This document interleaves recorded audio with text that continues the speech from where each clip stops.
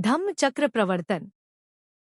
संबोधि प्राप्ति के बाद और ब्रह्मा सहमपति के अनुरोध पर गौतम बुद्ध ने बहुजन हिताय और बहुजन सुखाय हेतु धम्म चक्र प्रवर्तन अर्थात अपने ज्ञान देशना के चक्र को चलाते रखने की प्रतिज्ञा ली। इसीलिए उन्हें सर्वप्रथम आकार कालाम की याद आई, जिन्हें उन्होंने महानिष्क्रमण के बाद अपना पहला अल्पकालीन गुरु बनाया था। लेकिन दिव्य चक्षु से उन्हें ज्ञात हुआ कि आकार की मृत्यु हो चुकी थी। तब बुद्ध ने अपने दूसरे अल्पकालीन गुरु उद्दकराम पुत्र को पहली देशना देने की सोची, किंतु दिव्य चक्षु से उन्हें ज्ञात हुआ कि उनका भी निधन हो चुका था। तब उन्होंने 5 सन्यासियों को अपनी पहली देशना देने की सोची।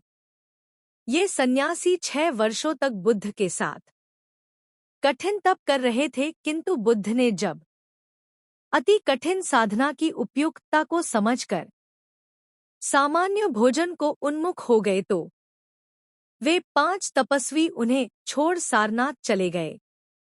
बुद्ध ने अपने उन 5 तपस्वी साथियों को अपनी दिव्य चक्षु से सारनाथ के इसिप्तन मिगदाय मृगों के उद्यान में देखा और तब वे सारनाथ के उसी उद्यान में पहुंचे।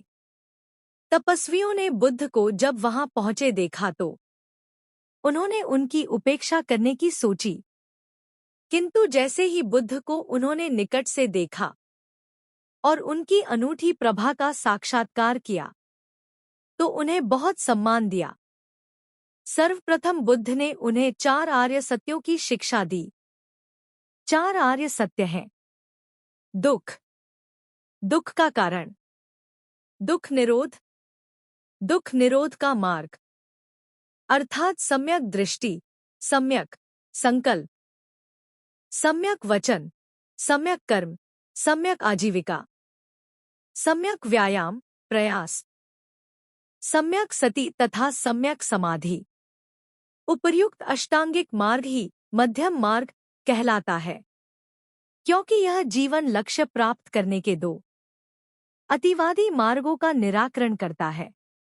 इनमें से प्रथम अतिवादी मार्ग है इंद्रिक सुखों एवं भौतिकता से पूर्ण, तथा दूसरा है जीवन लक्ष्य की प्राप्ति हेतु कठिन तपस्या एवं आत्म उत्पीड़न से युक्त। साथ ही उन्होंने अन्योन्याश्रय उत्पत्ति प्रतिच्चा समुत्पाद के सिद्धांत को भी अपनाया। इसके अर्थ है कि संसार में सभी वस्तुएं अन्योन्याश्रित हैं। इस परिप्रेक्ष्य में यदि बुढ़ापा, बीमारी और मृत्यु आदि दुख हैं, तो वे जन्म पर आश्रित है। यदि जन्म ही नहीं होगा तो कौन दुख भोगेगा। यहाँ यह भी ध्यातव्य है कि मृत्यु केवल एक जन्म का ही अंत है। दूसरा जन्म इससे भी दुखदायी हो सकता है।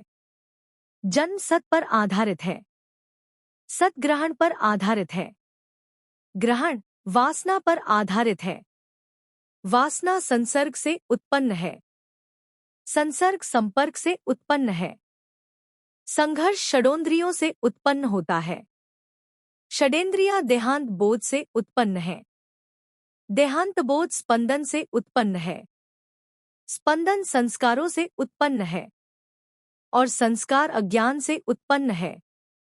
दूसरे शब्दों में उन्होंने बताया कि अज्ञान ही सब दुखों का मूल कारण है। यह उपदेश सुनने के तुरंत बाद कोंदंत, जिन्हें अन्नत कोंदन्न भी कहा जाता है, सोत्पन्न बन गए। अन्य श्रोता भी बुद्ध के अनुयायी बन गए। द्रष्टव्य महाप्रनिब्बान सुत्ता 16 दीध्य निकाय। आपको हमारी वीडियो पसंद आती है तो लाइक जरूर करें और चैनल को सब्सक्राइब करें।